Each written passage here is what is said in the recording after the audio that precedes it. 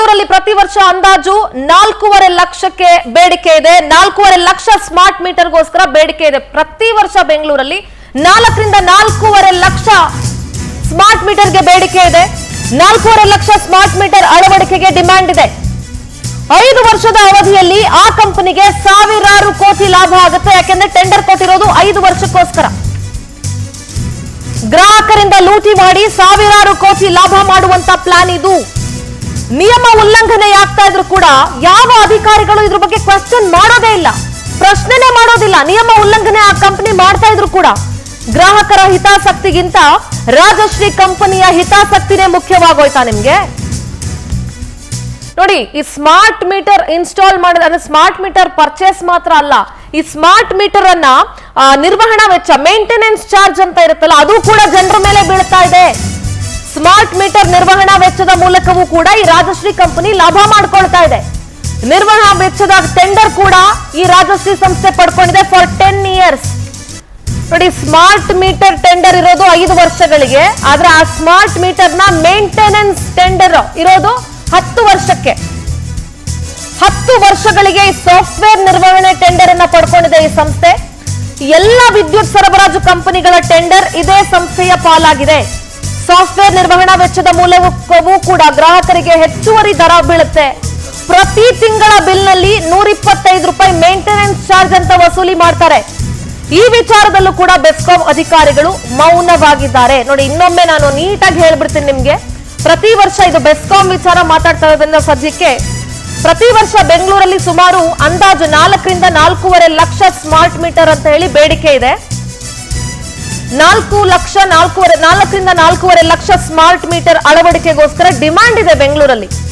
5 ವರ್ಷದ ಅವಧಿಗೋಸ್ಕರ ಆ company tender ಅನ್ನ ಪಡ್ಕೊಂಡಿದೆ. ಇದರಲ್ಲಿ ಸಾವಿರಾರು ಕೋಟಿ ರೂಪಾಯಿ ಲೂಟಿ ಮಾಡುವಂತಹ ಪ್ಲಾನ್ ಇದು.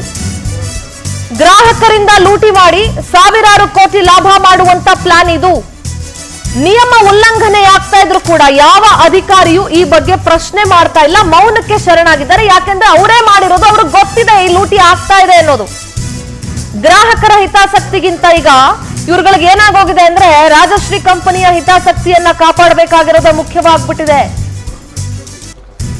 ಸ್ಮಾರ್ಟ್ ಮೀಟರ್ ನಿರ್ವಹಣಾ ವೆಚ್ಚದ ಮೂಲಕವೂ ಕೂಡ ಈ ಕಂಪನಿ ಲಾಭ ಮಾಡ್ಕೊಳ್ತಾ ಇದೆ. ನೋಡಿ, ಸ್ಮಾರ್ಟ್ ಮೀಟರ್ ಅನ್ನ ಸೇಲ್ ಮಾಡೋದ್ರ ಮುಖಾಂತರ ಮಾತ್ರ ಅಲ್ಲ, ಈ ಸ್ಮಾರ್ಟ್ ಮೀಟರ್ ನ ಮೇಂಟೆನೆನ್ಸ್ ಮಾಡೋ ವಿಚಾರದಲ್ಲೂ ಕೂಡ ಅದಕ್ಕೊಂದು ಸಾಫ್ಟ್ವೇರ್ ಇನ್ಸ್ಟಾಲ್ ಮಾಡಿದ್ದಾರೆ. ಆ ಸಾಫ್ಟ್ವೇರ್ ಮೇಂಟೆನೆನ್ಸ್ ಚಾರ್ಜ್ ಕೂಡ ಗ್ರಾಹಕರ ಮೇಲೆ ಬೀಳ್ತಾ ಇದೆ. 10 ವರ್ಷಗಳಿಗೆ ಸಾಫ್ಟ್ವೇರ್ ಮೇಂಟೆನೆನ್ಸ್ ಟೆಂಡರ್ ಅನ್ನ ರಾಜಶ್ರೀ ಕಂಪನಿ ಪಡ್ಕೊಂಡಿದೆ. ಅಲ್ಲಿಗೆ 5 ವರ್ಷ ಸ್ಮಾರ್ಟ್ ಮೀಟರ್ ಅನ್ನ ಸೇಲ್ ಮಾಡೋಕೆ tender ಪಡ್ಕೊಂಡಿದ್ದಾರೆ.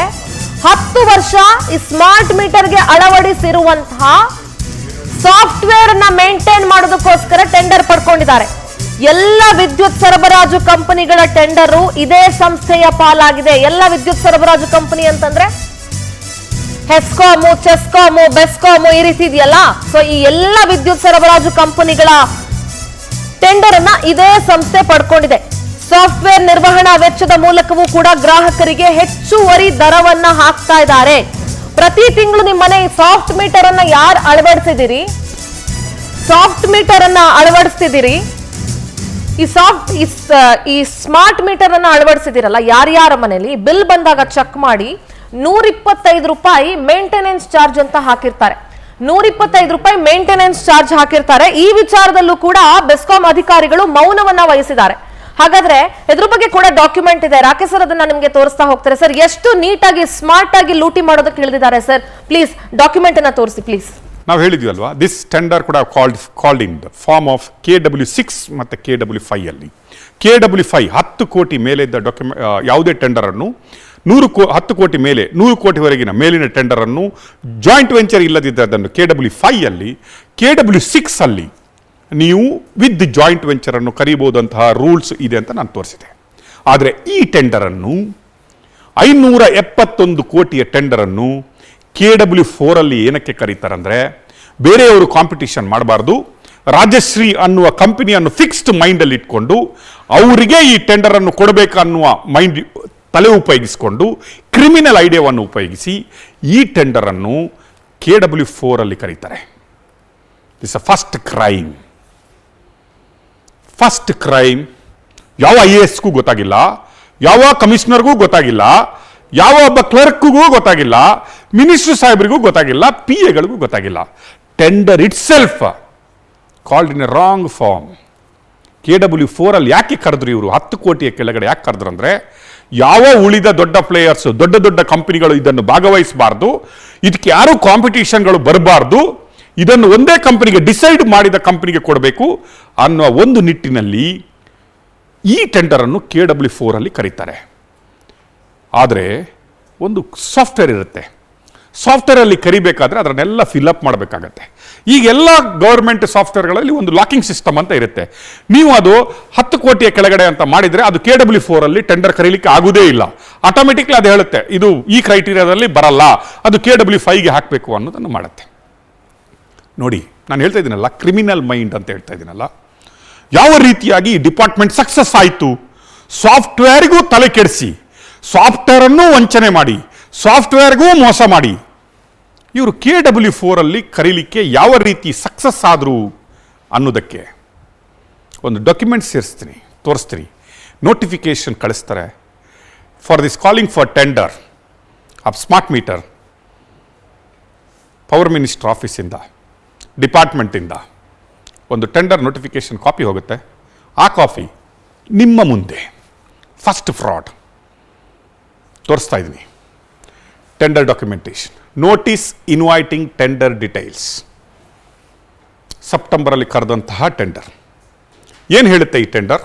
Selection of service provider for sale of smart meters, prospective consumers on rate contract basis in retail outlets for arranging the power supply to new connections along with the supply implementation commissioning of IT systems for a period of 5 years and maintenance of IT systems for a period of 10 years in Bestcom jurisdiction. ಈ tender ಕರೀತಾರೆ. Smart metre ನಿಮ್ಮ ಮನೆಗೆ ತಗೊಂಬರಲ್ಲ, ಒಂದು outlet ಮಾಡ್ತಾರೆ, ಅಲ್ಲಿ ಹೋಗಿ ನೀವು purchase ಮಾಡಬೇಕು. ಅವನು ಇಂಪ್ಲಿಮೆಂಟೇಷನ್ ಮಾಡ್ತಾನೆ, ಅವನು ನಿಮಗೆ ಸಾಫ್ಟ್ವೇರ್ ಕೊಡ್ತಾನೆ, ಅವನೆಲ್ಲ ನಿಮ್ಮ ಸರ್ವಿಸ್ಗಳನ್ನು 5 ರಿಂದ 10 ವರ್ಷದವರೆಗೆ ಮಾಡ್ತಾನೆ. ಅಂದ್ಕೊಂಬೇಡಿ ಇದು ಗ್ಯಾರಂಟಿ ಸ್ಕೀಮ್ ಅಂತ, ಇದು ಲೂಟಿಂಗ್ ಸ್ಕೀಮ್, ದರೋಡೆ ಸ್ಕೀಮ್. ಇದು ನೀವೇನೋ ಸಿದ್ದರಾಮಯ್ಯನವರು 6ನೇ ಸ್ಕೀಮ್ ಏನೋ ಲಾಂಚ್ ಮಾಡಿಬಿಟ್ರೋ ಜಾರ್ಜ್ ಅವರ ಕಡೆಯಿಂದ ಅಂತ ಅಂದ್ಕೊಂಬೇಡಿ. ಇದು ದರೋಡೆ ಸ್ಕೀಮ್ ಸ್ಟಾರ್ಟೆಡ್. 6ನೇ ಸ್ಕೀಮ್ ಏನಂತ ಕೇಳಿದ್ರೆ ದರೋಡೆ ಸ್ಕೀಮ್ ಇಲ್ಲಿಂದನೇ ಸ್ಟಾರ್ಟ್ ಆಗಿರೋದು. And it is A organised crime ಅಂತ ನಾನು ಒತ್ತಿ ಹೇಳ್ತೀನಿ. ಅಂದರೆ ಕಂಪ್ಯೂಟರ್ಗೆ ಮೋಸ, ಮೊದಲು ಮೋಸ, ಸಾಫ್ಟ್ವೇರ್ಗೆ ಮೋಸ, ಅಪ್ಪಿತಪ್ಪಿ ಮೋಸ ಅಲ್ಲ. ಥಿಂಕ್ ಮಾಡಿ, ಕಮಿಟಿ ಮೀಟಿಂಗ್ ಮಾಡಿ, ಆರ್ಗನೈಸ್ಡ್ ಮೋಸ. KW4 ಅಲ್ಲಿ ಕರೀಲಿಕ್ಕೆ ಹೆಂಗೆ ಸಕ್ಸಸ್ ಆಗುತ್ತಾರೆ ಅನ್ನೋದನ್ನು ತೋರಿಸ್ತೀನಿ. Category service, okay. Procuring entity Bangalore electricity supply, ನಮ್ಮ great so called company, okay. BESCOM location, BESCOM corporate office. Delegation category normal. Funding procuring entity Bangalore ಅವರೇ. ನೋಡಿ ಇಲ್ಲಿ ನೋಡಿ, ಮಲ್ಟಿಪಲ್ ಕರೆನ್ಸೀಸ್ ಅಲೌಡ್, ನೋ. ಇಂಡಿಯಾದ ಕಂಪನಿ ಮಾತ್ರ, ಫಾರಿನ್ ಕಂಪನಿಯವರು ಇದಕ್ಕೆ ಬರಲಿಕ್ಕಿಲ್ಲ. ತಂಟೆಗೆ ಬರಬೇಡಿ. ನಮ್ಮ ಸ್ಮಾರ್ಟ್ ಮೀಟರನ್ನು ಮೇಕ್ ಇನ್ ಇಂಡಿಯಾ ಆಗಿರಲಿ, ಸ್ಟಾರ್ಟಪ್ ಆಗಿರಲಿ, ನಾವೇ ಮಾಡ್ಕೊಂಡು ಅಳವಡಿಸ್ಕೊಳ್ತೀವಿ. That is very good. ಇಲ್ಲಿ ನೋಡಿ, ಕಮರ್ಷಿಯಲ್ ಬಿಡ್ ಟೈಪ್ ಪ್ಯಾಕೇಜ್. ಇಲ್ಲಿ ಬಂದಾಗ packages technical evaluation, yes. Evaluation type 2 covers. Tender type open. ಇಲ್ಲಿ ಮಾತ್ರ ಇದು ಕ್ಲೋಸ್ಡ್. ಓಪನ್ ಯಾರಿಗೆ? ಹಗರಣ ಮಾಡುವವರಿಗೆ. ಕ್ಲೋಸ್ಡ್ ಯಾರಿಗೆ? ದೊಡ್ಡ ಸಪ್ಲೈ ಮಾಡುವವರಿಗೆ. ನಿಮ್ಮಂಥ ಜನಸಾಮಾನ್ಯರಿಗೆ ಕ್ಲೋಸ್ಡ್ ಇದು. ಓಪನ್ ಅವರಿಗೆ ಗೊತ್ತಿದೆ. ಇದು ಓಪನ್, ನಮಗೆ open deal, open kickback, open fixed mind. ರಾಜಶ್ರೀಗೆ ಕೊಡಬೇಕು ಅನ್ನೋದು ಓಪನ್ ಫಿಕ್ಸ್ಡ್. ಯಾಕೆ ಹೇಳ್ತೀನಿ ಗೊತ್ತಾ? KW4ಗೆ ಕೊಡ್ಲಿಕ್ಕೆ ಯಾವ ರೀತಿ ಸಕ್ಸಸ್ ಆಗ್ತಾರಂದ್ರೆ, ಕುಲ್ಜಾ ಸಿಮ್ ಅಂತ ಹೇಳ್ತಾರೆ ನೋಡಿ, ದೊಡ್ಡ ಗಾತ್ರದ ಒಂದು ಇದನ್ನು ಇಲ್ಲಿ ಮಾಡ್ತಾರೆ ನೋಡಿ, ತೋರಿಸ್ತೀನಿ.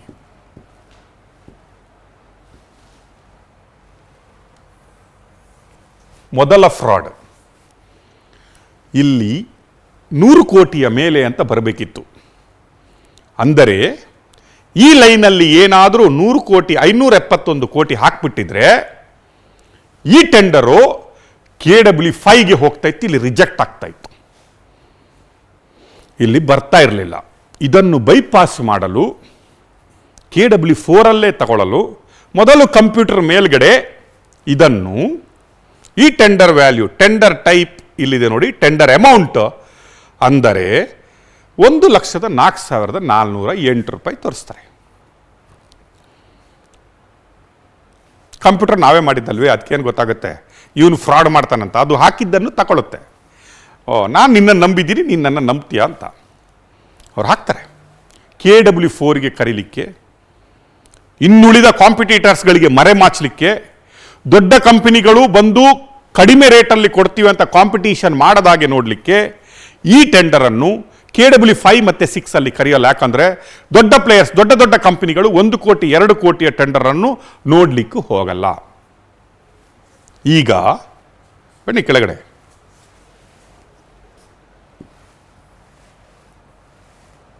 ಇಲ್ಲಿ ನೋಡಿ, ಎಲ್ಲ ಎಕ್ಸ್ಪೀರಿಯನ್ಸ್ ಒಟ್ಟಿಗೆ ಲಾಸ್ಟಿಗೆ ಬನ್ನಿ ನೋಡಿ, ಟೆಂಡರ್ ಫೀಸ್ 500 ರೂಪಾಯಿ, ಅಮೌಂಟ್ ಆಫ್ ಅರ್ನೆಸ್ಟ್ ಮನಿ ಎಷ್ಟು, 57 ಕೋಟಿ, ಇಲ್ಲಿದೆ ನೋಡಿ 57 ಕೋಟಿ, 5,71,52,000 ರೂಪಾಯಿ ಅರ್ನೆಸ್ಟ್ ಮನಿ ಡಿಪಾಸಿಟ್. ಟೆಂಡರ್ ಹಾಕಬೇಕಾದ್ರೆ ಅವನು 5,71,52,000. ಅಂದರೆ ಎಂತಹ ವಿಚಿತ್ರ ನೋಡಿ, ಟೆಂಡರ್ ಕ್ವಾಲಿಫಿಕೇಷನ್ಗೆ ಹಾಕುವ ದುಡ್ಡೇ KW4ಗಿಂತ ಜಾಸ್ತಿ ಇದೆ. KW4ಗಿಂತ ಕರಿಬೇಕಂತ EMD ಇಟ್ಸೆಲ್ಫ್, EMD ವ್ಯಾಲ್ಯೂನೇ KW4ಗೆ ಕ್ವಾಲಿಫೈ ಆಗುವ ರೇಟ್ಗಿಂತನೂ ಜಾಸ್ತಿ ಇರುವಾಗಲೇ ಈ ಟೆಂಡರನ್ನು 100 ಕೋಟಿ ಮೇಲ್ಪಟ್ಟಿನ ಟೆಂಡರನ್ನು ಖಾಲಿ 1 ಲಕ್ಷದ ಟೆಂಡರ್ ಅಂತ ಹೇಳಿಬಿಟ್ಟು EMD ಇಟ್ಸೆಲ್ಫ್, EMD 5 ಕೋಟಿ ತೋರಿಸ್ತಾ ಇದೆ. 1 ಲಕ್ಷದ ಟೆಂಡರ್ಗೆ EMD 5 ಕೋಟಿ ತೋರಿಸ್ತಾ ಇದೆ. ನಾನು ಹೇಳ್ತಾ ಇರೋದಲ್ಲ ಜೋರ್ ಸಾಹೇಬ್ರೆ, ನಿಮ್ಮ IAS ಮಾಡಿದಾರಲ್ಲ ಅವರನ್ನು ಕರೆದು ಬಿಟ್ಟು ಕೇಳಿ, ಇದು ತೋರಿಸಿ ಅವರಿಗೆ, ಈ ಒಂದು ಫಿಗರನ್ನು ಅವರಿಗೆ ತೋರಿಸಿ, IAS ಮಾಡಿದವರಿಗೆ ತೋರಿಸಿ, ಕಮಿಷನರ್ಗೆ ತೋರಿಸಿ, ಬೋರ್ಡಿಗೆ ತೋರಿಸಿ, ನಿಮ್ಮ ಏನು ವಿಜಿಲೆನ್ಸಿ ಆಫೀಸರ್ಸು ಅವರಿಗೆಲ್ಲ ಕರೆದು ತೋರಿಸಿ. ಹೆಂಗಪ್ಪ ಆಯಿತು, ಯಾರಪ್ಪ ಅದು 100 ಕೋಟಿ ಮೇಲ್ಗಡೆ ಇದ್ದಿದ್ದನ್ನು 571 ಕೋಟಿ ಟೆಂಡರ್ ನೋಟಿಫಿಕೇಶನ್ ಆಗಬೇಕಾದ ನೋಟಿಫಿಕೇಶನಲ್ಲಿ KW ಕರೀಲಿಕ್ಕೆ 1 ಲಕ್ಷ ಅಂತ ಟೈಪಿಂಗ್ ಮಿಸ್ಟೇಕ್ ಆದವನು ಯಾರು ಅಂತ ಕೇಳಿ. ಟೈಪಿಂಗ್ ಮಿಸ್ಟೇಕ್ ಆದ್ರೂ ಕಂಡು ಹಿಡಿಯದಂತಹ ಆ ಅಯೋಗ್ಯ ಆಫೀಸರ್ ಯಾರಂತ ಕೇಳಿ. ಅಂದರೆ ಇದೆಲ್ಲ ನಿಮಗೆ ಗೊತ್ತಿದ್ದೇ ಆದಂತಹ ಕಹಾನಿ, ಕತೆ. ಮೊದಲ ಹಗರಣ, ಟೆಂಡರನ್ನೇ ರಾಂಗ್ ಫಾರ್ಮಲ್ಲಿ ಕರೆದು ಉಳಿದವರು ಕಾಂಪಿಟೀಷನ್ ಕೊಡದಂಗೆ ಮಾಡಿ, ಫಿಕ್ಸ್ಡ್ ಕಂಪನಿಗೇನೆ ಕಾಂಪಿಟೀಷನ್ನಲ್ಲಿ ಇಲ್ಲದೆ ಕೊಡಬೇಕಾದಂತಹ ಕರೆದ ಟೆಂಡರ್ ಇದು. ಇಷ್ಟಕ್ಕೆ ನಿಲ್ತಾ, ದಿಸ್ ಇಸ್ ಸ್ಟಾರ್ಟಿಂಗ್. 571 ಕೋಟಿ ಆಯಿತು, ಯಾರು ಏನೂ ಮಾತಾಡಿಲ್ಲ, ಯಾರ್ದೂ ತಕರಾರಿಲ್ಲ. ಇಷ್ಟೇ ಕಿಕ್ಬೇಕಾ? 571ಕ್ಕೆ ಸಾಕಾ? ಸಾಕಾಗಲ್ಲ. ಯಾರಿಗೆ ಗೊತ್ತೇ ಆಗಿಲ್ಲ. ಈಗೇನು ಮಾಡಬೇಕು? ಟೆಂಡರನ್ನು ಪುನಃ ಸ್ವಲ್ಪ ಜಾಸ್ತಿ ಮಾಡಿಬಿಡುವ. 571ಕ್ಕೆ ಯಾರಿಗೆ ಗೊತ್ತಾಗಿಲ್ಲ, ಬೆಕ್ಕು ಹಾಲು ಕಣ್ಮುಚ್ಚಿ ಕುಡ್ಕೊಂಡ್ಬಿಟ್ಟಿದೆ, ಯಾರು ನೋಡೇ ಇಲ್ಲ, ಹಾಲೂ ಸಿಕ್ತು, ಬ್ಯಾಗೂ ಬರ್ಬೋದು. ಇದು ಕಡಿಮೆ ಆಯ್ತಪ್ಪ, ಇನ್ನೊಂದು ಸ್ವಲ್ಪ ಜಾಸ್ತಿ ಮಾಡ್ಕೊಳುವ, ಖರ್ಚು ಜಾಸ್ತಿ ಇದೆ, ಎಲೆಕ್ಷನ್ ಪುನಃ ಹತ್ರ ಇದೆ, ತಾಲೂಕ್ ಪಂಚಾಯತ್ ಜಿಲ್ಲಾ ಪಂಚಾಯತ್ ಎಲೆಕ್ಷನ್ ಬರ್ತಾ ಇದೆ, ದುಡ್ಡು ಬೇಕು, ಖರ್ಚು ಬೇಕು, ಎಲೆಕ್ಷನ್ ಖರ್ಚು ಮಾಡ್ಕೊಂಡು ಬಂದಿದ್ದೀವಿ, ಬೇರೆ ಅನುದಾನಗಳು ಬರ್ತಾ ಇಲ್ಲ, ಕಮಿಷನ್ಗಳು ಸಿಗ್ತಾ ಇಲ್ಲ. ಇಂಥ ಟೈಮಲ್ಲಿ ಯಾವುದಾದ್ರೂ ಇಂಥದ್ದೊಂದು ಸಿಕ್ಕಿದ್ರೆ ಸ್ವಲ್ಪ ಮಾಡ್ಕೊಂಡ್ಬಿಡುವ ಅನ್ನೋ ಪ್ಲ್ಯಾನಲ್ಲಿ ಅಮೆಂಡ್ಮೆಂಟ್ ಆಫ್ ಟೆಂಡರ್. ಅಂದರೆ ಈ ಟೆಂಡರನ್ನು ಅಮೆಂಡ್ಮೆಂಟ್ ಮಾಡ್ತಾರೆ. ಟೆಂಡರನ್ನು, ಚಿಕ್ಕ ಟೆಂಡರ್ 571 ಟೆಂಡರನ್ನು ಫ್ರಾಡ್ ಕ್ಲೌಸಲ್ಲಿ ಕರೆದು, KW4 ಕರೆದು, ಯಾರಿಗೂ ಗೊತ್ತಾಗದಾಗ, ಯಾರೂ ತಕರಾರು ಎತ್ತಿದಾಗ ಯಾರೂ ಸುಮ್ಮನೆ ಇದ್ದಾಗ, ಅಯ್ಯೋ ಇನ್ನು ಸ್ವಲ್ಪ ಜಾಸ್ತಿ ಆಗಿದ್ರೆ ಏನಾಗ್ತಾ ಇತ್ತು, ಇಷ್ಟು ಕಡಿಮೆ ಏನಕ್ಕೆ ಪ್ಲ್ಯಾನ್ ಮಾಡುವ, ಇನ್ನೂ ಸ್ವಲ್ಪ ಮಾಡಿಬಿಟ್ಟು ಇನ್ನೊಂದು 300 ಕೋಟಿ ಎಕ್ಸ್ಟ್ರಾ ಹೊಡೆಯುವ ಅಂತ ಪ್ಲ್ಯಾನಲ್ಲಿ ಜಾರ್ಜ್ ಅವರೇ, ನಿಮ್ಮ ಅಧಿಕಾರಿಗಳು, ನಿಮ್ಮ ಡಿಪಾರ್ಟ್ಮೆಂಟ್ ಎಲ್ಲರೂ ಸೇರಿ ಅಮೆಂಡ್ಮೆಂಟ್ ಆಫ್ ಟೆಂಡರ್ ತರ್ತೀರಿ. ಅದನ್ನು ಅಮೆಂಡ್ಮೆಂಟ್ ಯಾವ ರೀತಿ ಮಾಡಿದ್ರಿ, ಯಾಕಾಗಿ ಮಾಡಿದ್ರಿ, ಹೆಂಗೆ ಮಾಡಿದ್ರಿ, ಆ 300 ಕೋಟಿ ಎಕ್ಸ್ಟ್ರಾ ಹೆಂಗೆ ಸೇರಿಸಿದ್ರಿ ಅನ್ನೋದನ್ನು ನಿಮಗೆ ತೋರಿಸ್ತೀವಿ. ನೋಡಿ, ನಿರ್ವಹಣಾ ವೆಚ್ಚ ವಸೂಲಿ ಮೂಲಕ ಸಾವಿರಾರು ಕೋಟಿ ಲಾಭವನ್ನ ಈ ಕಂಪನಿ ಮಾಡಿಕೊಳ್ಳುತ್ತೆ. 5 ವಿದ್ಯುತ್ ನಿಗಮಗಳ ಟೆಂಡರ್ ಅನ್ನ ರಾಜಶ್ರೀ ಸಂಸ್ಥೆ ಪಡ್ಕೊಂಡಿದೆ. 10 ವರ್ಷದಲ್ಲಿ ಸಾವಿರಾರು ಕೋಟಿ ಲಾಭವನ್ನ ಈ ರಾಜಶ್ರೀ ಸಂಸ್ಥೆ ಮಾಡುತ್ತೆ. ಹಾಲಿ ಗ್ರಾಹಕರಿಗೆ ಗರಿಷ್ಠ 20 ರೂಪಾಯಿ ಇದ್ರೆ ಸ್ಮಾರ್ಟ್ ಮೀಟರ್ ಹೊಂದಿದ ಗ್ರಾಹಕರಿಂದ 5 ಪಟ್ಟು ಹೆಚ್ಚು ಹಣವನ್ನ ವಸೂಲಿ ಮಾಡ್ತಾ ಇದ್ದಾರೆ. ನೋಡಿ, ಹಾಲಿ ಗ್ರಾಹಕರಿಗೆ ಮೇಂಟೆನೆನ್ಸ್ ಚಾರ್ಜ್ ಕೇವಲ 20 ರೂಪಾಯಿ ಇದ್ರೆ ಸ್ಮಾರ್ಟ್ ಮೀಟರ್ ಹೊಂದಿರುವಂತಹ ಗ್ರಾಹಕರಿಂದ 5 ಪಟ್ಟು ಹೆಚ್ಚು ವಸೂಲಿ ಆಗ್ತಾ ಇದೆ. ವಿದ್ಯುತ್ ಸರಬರಾಜು ನಿಗಮಗಳಲ್ಲಿ ನಷ್ಟ ಇದ್ರೂ ಕೂಡ ಈ ಖಾಸಗಿ ಕಂಪನಿಗಳು ಲಾಭ ಮಾಡ್ಕೊಳ್ತಾ ಇದ್ದಾವೆ. ಖಾಸಗಿ ಸಂಸ್ಥೆಯ ಲಾಭಕೋರತನದಿಂದಾಗಿ ಗ್ರಾಹಕರ ಜೇಬಿಗೆ ಕತ್ತರಿ ಬೀಳ್ತಾ ಇದೆ. ವಿದ್ಯುತ್ ಸರಬರಾಜು ನಿಗಮಗಳು ಲಾಸ್ನಲ್ಲಿದ್ದಾವೆ. ಅಷ್ಟಾದ್ರೂ ಕೂಡ ಈ ಕಂಪನಿಗಳು ಸಾವಿರಾರು ಕೋಟಿ ಲಾಭ ಮಾಡ್ತಾ ಇದೆ. 5 ವಿದ್ಯುತ್ ನಿಗಮಗಳ ಟೆಂಡರ್ ಅನ್ನ ಈ ರಾಜಶ್ರೀ ಸಂಸ್ಥೆ ಪಡ್ಕೊಂಡಿದೆ. ಬೆಸ್ಕಾಂನ ಟೆಂಡರ್ ಪ್ರಕ್ರಿಯೆಯಲ್ಲೇ ಗೋಲ್ಮಾಲ್ ನಡೆದಿದೆ.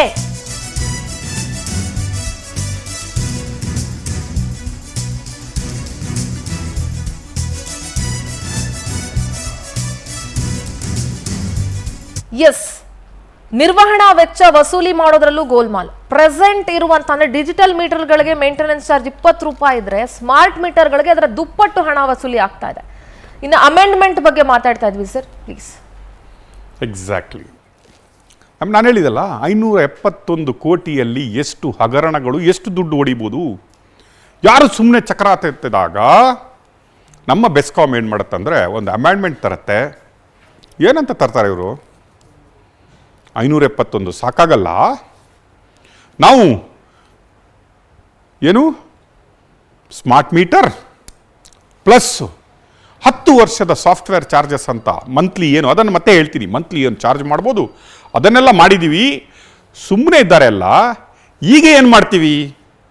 ನಿರ್ವಹಣಾ ವೆಚ್ಚವನ್ನು ಎಂಟೈರ್ ಕರ್ನಾಟಕಕ್ಕೆ ಕೊಟ್ಬಿಡುವ. ಬೆಸ್ಕಾಮ್ಗೆ ಬೇಡ. Why BESCOM? Let us do entire Karnataka ಲೂಟಿ ಮಾಡುವ. ಫಸ್ಟ್ ಇಲ್ಲಿ ಬೆಂಗಳೂರು ಲೂಟಿ ಮಾಡಲಿಕ್ಕೆ ಥಿಂಕ್ ಮಾಡಿದ್ವಿ, ಯಾರಿಗೂ ಗೊತ್ತಾಗಿಲ್ಲ. ಈಗ ಕರ್ನಾಟಕ ಲೂಟಿ ಮಾಡುವ ಡಿಸಿಷನ್ ತಗೋತಾರೆ.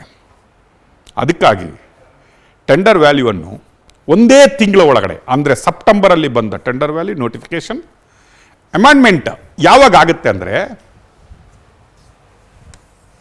14/10/2024 ಒಂದು ತಿಂಗಳೊಳಗಡೆ ಅಮೆಂಡ್ಮೆಂಟ್ ಮಾಡ್ತಾರೆ. ಏನು ಅಮೆಂಡ್ಮೆಂಟ್ ಮಾಡ್ತಾರೆ, ಎಷ್ಟು ದುಡ್ಡನ್ನು ಅಮೆಂಡ್ಮೆಂಟ್ ಮಾಡ್ತಾರೆ ಅಂತ ತೋರಿಸ್ತಾ ಇದ್ದೀನಿ ನಿಮಗೆ.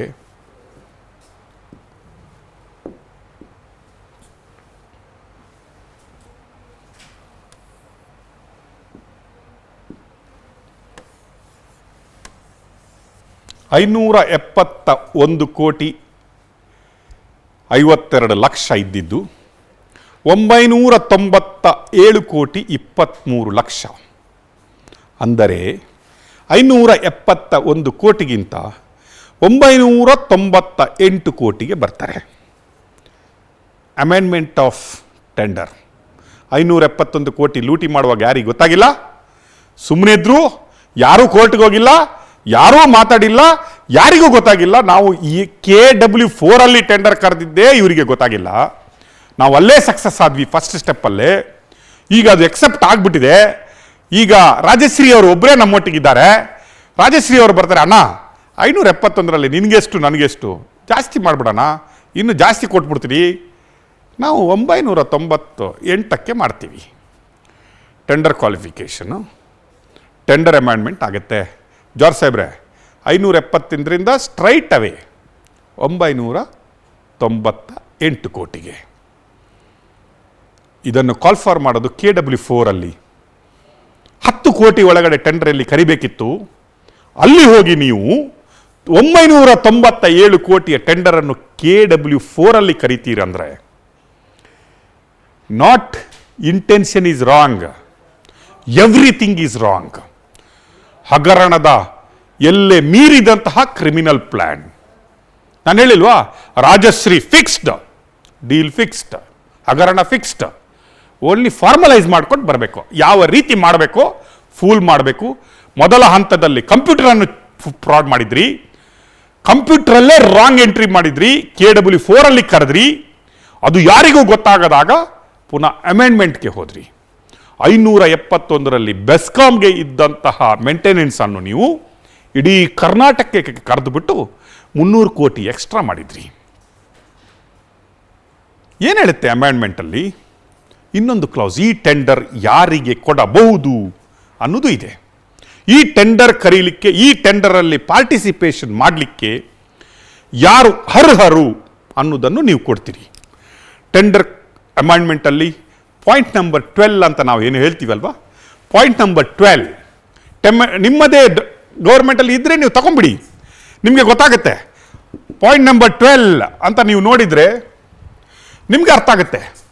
ನೀವೇ ಏನು ಹೇಳಿದ್ರಿ, ಈ ಟೆಂಡರ್ಗೆ ಯಾರು ಕ್ವಾಲಿಫೈ ಆಗ್ಬೋದು, ಈ ಟೆಂಡರನ್ನು ಯಾರು ಪಾರ್ಟಿಸಿಪೇಟ್ ಮಾಡ್ಬೋದು, ಈ ಸ್ಮಾರ್ಟ್ ಮೀಟರನ್ನು ಯಾರು ಅಳವಡಿಸ್ಬೋದು, ಈ ಟೆಂಡರಲ್ಲಿ ಕ್ವಾಲಿಫಿಕೇಶನ್ ಆಗಬೇಕಾದ್ರೆ ಅವನು ಯಾರು ಇರಬೇಕು ಅನ್ನೋದನ್ನು ನಾವಲ್ಲ, ನೀವೇ ಫಿಕ್ಸ್ ಮಾಡಿರ್ತೀರಿ. ಇದರಲ್ಲಿ ನೀವು ಹೇಳ್ತೀರಿ ಟೆಂಡರ್ ಕ್ವಾಲಿಫಿಕೇಶನ್ ನೋಡಿದರೆ ಇಲ್ಲಿದೆ, ಶುಡ್ ಹ್ಯಾವ್ ಮ್ಯಾನುಫ್ಯಾಕ್ಚರ್ಡ್, ಇದು ನಿಮ್ದು ಇನಿಷಿಯಲ್, ಇದು ಎರಡನೇ ಟೈಮ್.